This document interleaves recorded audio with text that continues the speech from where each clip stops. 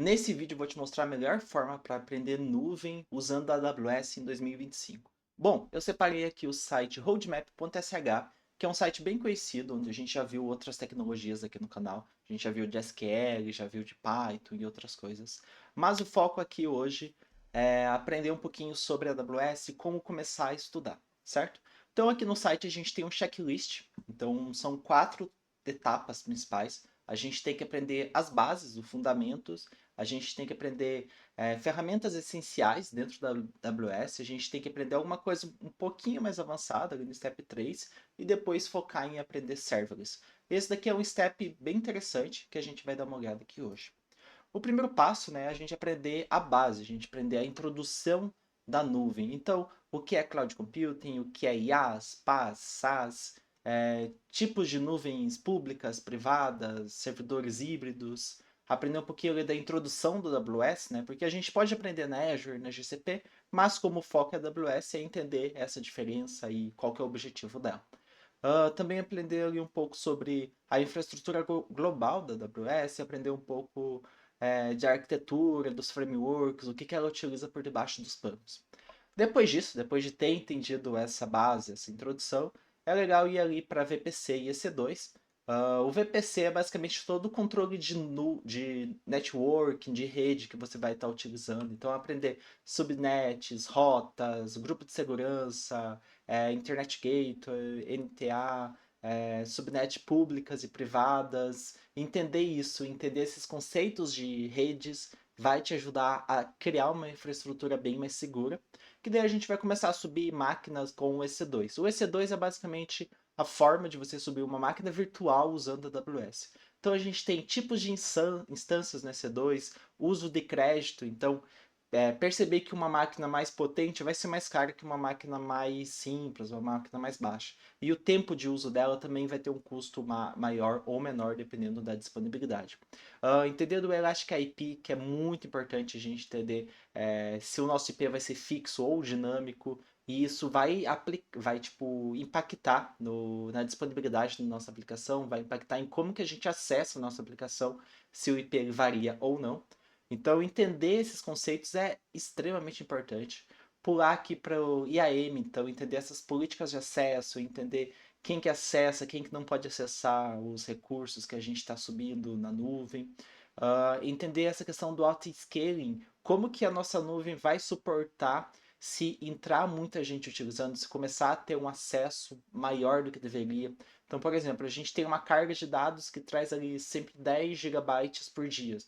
Ok, é um número bem simples, mas se do nada subir de 10 para tera, petabytes, então a gente tem que pensar em como que isso vai se autoescalar. Então, configurar o auto-scaling e fazer essa aplicação é muito importante também. Entender ali questões do EC3, do S3, do SES, do Rota 53, CloudWatch, CloudFront, é muito importante a gente fazer essa questão de configurar métricas, ver disponibilidade, ver se é público ou privado, entender as configurações padrões de cada um e o que, que custa mais. E eu acho que esse é o principal ponto da nuvem, tá? A gente vai aprender tecnologias, a gente aprende como utilizar uma coisa ou outra, mas entender questões de custos é a coisa mais importante que o engenheiro pode focar, porque sem isso ele pode ter um custo extremamente baixo ou um custo elevado sem impactar muito na entrega da empresa, o que é bom ou ruim, dependendo se você tem um custo elevado e a empresa não pode suportar isso, você vai, sei lá, levar a empresa à falência ou o teu projeto à falência, só pelo fato de você estar usando uma nuvem de forma indevida com um custo elevado. Então, você prestar atenção nisso, prestar atenção nesse custo ser elevado ou não, é muito importante e é da responsabilidade de um engenheiro, de um arquiteto de dados e de infraestrutura como um todo. A gente focar ali nos tipos de banco, né, no RDS, fazer instâncias de banco de dados, como que a gente vai armazenar essas informações, os tipos de armazenamentos que a gente tem, se é de propósito geral, se é magnético, se é provisório, se é uma coisa que a gente vai acessar uma vez por ano ou se vai ser acessado todo dia. Isso também impacta no custo. Fazer questões de backup, de restauração de backup, configurar alguns bancos específicos, como DynamoDB, fazendo essa questão de tabelas, questões de chave primárias, criar um banco mesmo ali dentro, ah, ir para outros tipos de serviços, como o ECS, ECR, o EQS, e por último, como ele tem aqui no checklist, a gente aprender de serverless, é a gente aprender sobre o Lambda, sobre como subir o servidor sem se preocupar com toda essa infraestrutura. É importante a infraestrutura porque a gente pode criar coisas pontuais e coisas com um custo inferior, mas a gente saber fazer aplicativos Lambda, aplicativos serverless, é importante também porque a gente tem uma agilidade para implementar.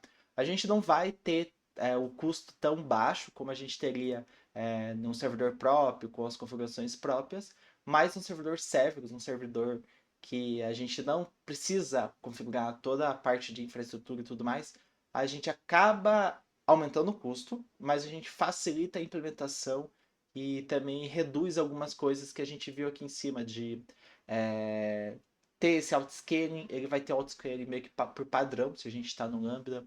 A gente não se preocupa com essas questões pontuais que a gente vê aqui no meio, que é importante entender como funciona e tudo mais, mas trabalhar com serverless está cada vez mais sendo algo que as empresas estão adotando.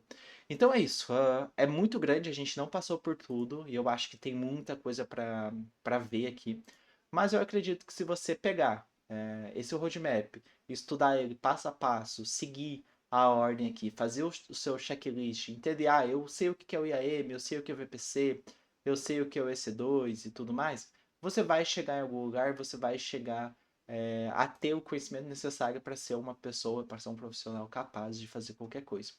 E não esqueça que no site do learning.delengineer.help nós temos cursos de fundamentos de arquitetura, fundamentos de engenharia de dados, e no futuro eu pretendo trazer também cursos de nuvem, assim como focado ali no AWS e algumas coisinhas do tipo.